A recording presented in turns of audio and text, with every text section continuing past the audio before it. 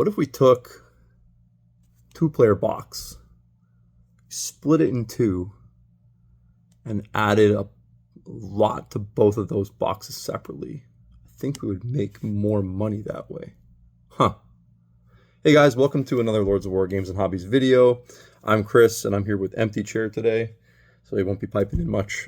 Jay's actually away enjoying himself in Montreal, so I'm going to do a little solo video, a couple of solo videos this week, and we're learning as we go here. This is a new thing for us, still relatively new, and I think with the summer coming up and lots of vacations happening, I think our plan is to actually probably do a little bit of a try to build up a bit of a backlog of videos so that we can actually just release of more what you guys are used to, which is like the sit and talk format, which I think everyone can agree is better than listening to me just yap by myself for 10 minutes. But I'm gonna do my best today without Jay to pitch in. So I wanted to talk a little bit about how Games Workshop has clearly changed their release format for the new 10th edition 40K for how they're releasing armies. So what were they doing before? Before in 9th edition, and this actually probably goes back probably to 8th as well, and this affects kind of both their games, 40K and AOS. What they were doing was they would tend to update armies. I'm going to say update, it means like a new codex or a new battle tome. They would tend to update armies with in pairs almost, so they'd have two come out at the same time. And they would always come out with usually if the army wasn't getting like a big refresh with a bunch of new kits, they would essentially create like a new character model or one new unit for those armies and then put them together in a lumped sort of like dual opposed box set. They probably did that for like at least 5 years, because I can remember that format going back pretty far. And generally, like, I'm not talking Canadian prices here, it would be kind of bundled together. And I think they started around when they started maybe $180, and by the end they were getting closer to 260-ish, maybe even a little higher than that. And generally they were kind of insanely priced, like in a good way.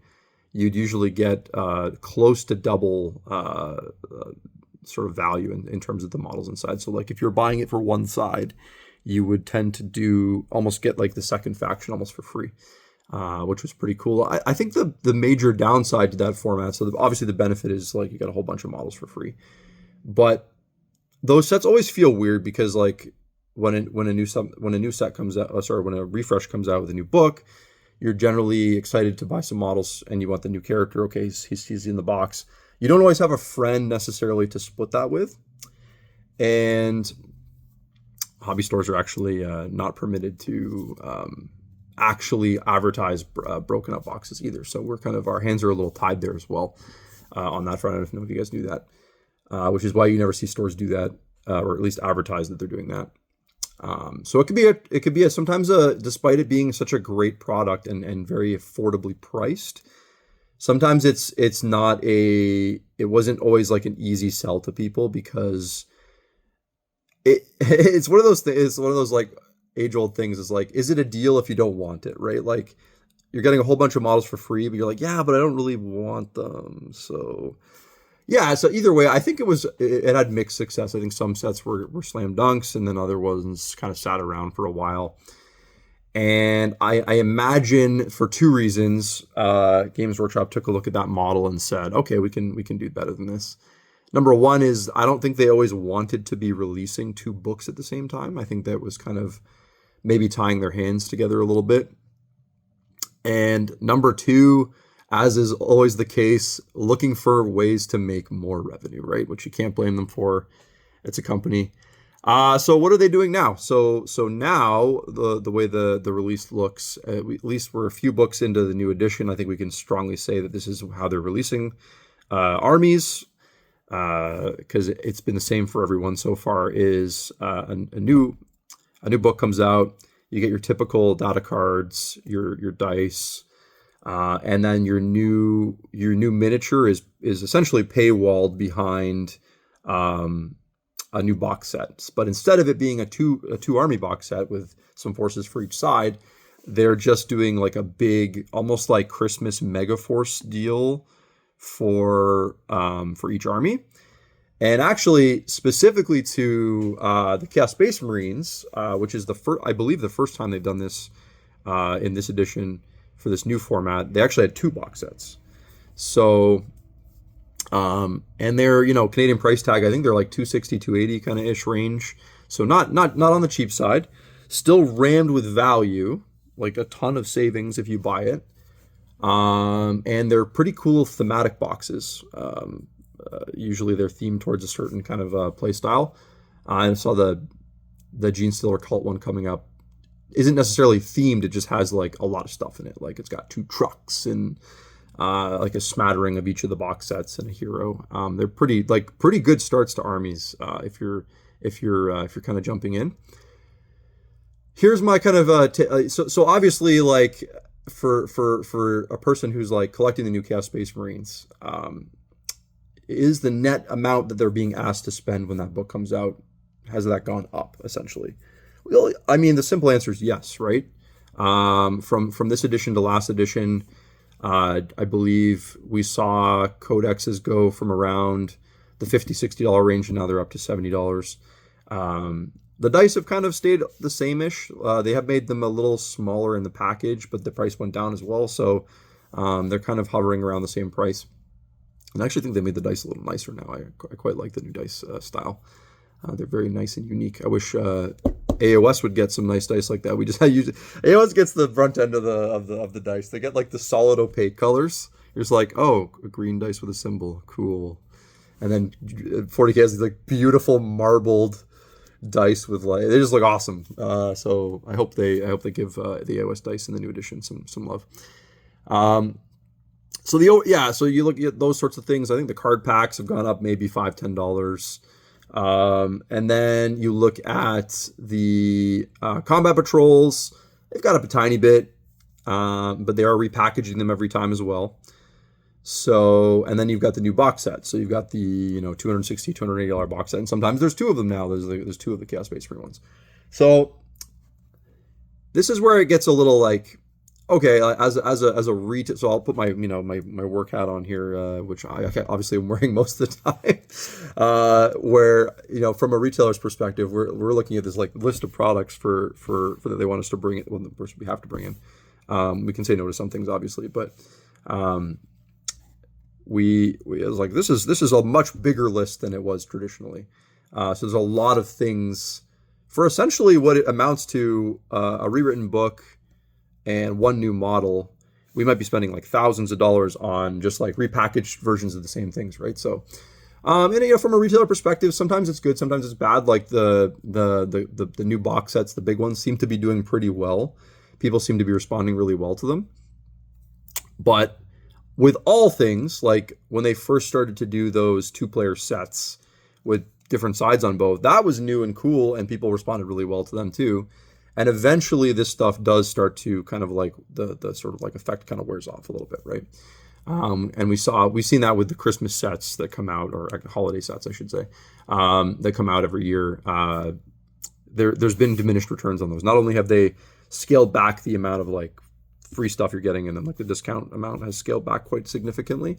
There's also just like at some point, like it's less exciting to see the same thing you've seen, right? So, if you're a Space Marine player, you've kind of seen all of the things arranged in the boxes at this point. Now there were some new models last year, which is cool. So like they kind of become fresh again, but there does get to a point where there is some fatigue with these like really big box sets.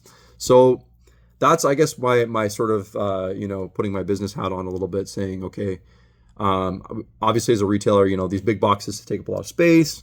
You don't really want to be stuck with them. I'm like looking across and seeing like I got one of the Custode ones just kind of sitting on the shelf right now. And it's like, you at some point you have a lot of stuff. You have the Custode big box. You've got the Combat Patrol, which is slightly smaller, which has a lot of the same units in it. And the section can get out of hand really quickly and feel a little bloated. And then you're just sitting on all this inventory, right? So it's kind of an interesting kind of like new game to kind of learn every time there's sort of like a new product offering. We have to kind of figure out how are they being received by customers. And not frustrating, but the reality is a lot of the time it ends up being very situational. Like it can be release to release, right? So You can be like, oh, these ones didn't sell well, so next time I'll make sure I'll order less. And then you do that, and then it's like, oh, but that box is fire, and you missed out on selling a bunch of them. So it can be a really frustrating business sometimes to kind of go through those motions. But that's the game we play, right? We have to really kind of keep our ear to the ground, and that's why we like to talk to you guys so much, is you give us a lot of feedback on that stuff, which is super helpful. Yeah, so they're kind of settling into this new release schedule, the way they kind of put stuff out. And I think overall, it's obviously going to generate them more money, right? Because at the end of the day, like, Games Workshop makes their money once they've sold to me, not to you, right? I'm speaking from the independence side of things here, obviously, which is the bulk of their business in terms of revenue and turnover is still going through the trade stores. There's just so many more trade stores. And once they've sold me the box of goodies, they have the money from me, and now it's on me to make sure that I actually can get my own take from that, right? So in that regard, getting us to buy more bigger things more often probably will work out for them. Now, a year from now, if I have, let's say there was 10 new armies that came out, and 5 of them I have the bigger $300 boxes or whatever that didn't sell, and I have 5 of them on the shelf. This starts to happen, right? Where like retailers start to look at like, oh, this is like a poison pill or whatever we want to call it. So hopefully that doesn't happen. I hope that they don't push the envelope too much with that stuff. I love to see big boxes that have a lot of savings, but at the end of the day, people have only so much money they can spend too, right? So that'll be interesting to see. So maybe we'll do an update on that, maybe in a year. Maybe it'll be like a 40K market update, and I'll just add in and talk about how these like big boxes are doing and how they're moving, and how many of them I still have on the wall, if any at all. So what do you guys think of the new format? Do you like the new bigger sort of like almost like mega sets versus the around the same price but comes with 2 different armies and a smattering of both? What do you like better? I think most people prefer the armies being separate. That way, you can purchase what you want. You almost have like these tiers. So you have like, you can get in with just a box of models, or you can get a combat patrol, which gives you like a good range of things, or you can go like ultimate, almost buy-in at the beginning of the codex with these new big boxes that have even more savings. So let us know what you think. Like and subscribe if you haven't already. You can support us on Patreon. The more you guys support us there, the more we can make weekly videos, and it kind of incentivizes us to not do like our normal job and like move more into this space, which I think you guys are enjoying so far. So thanks for watching, and we'll see you next time. Take care.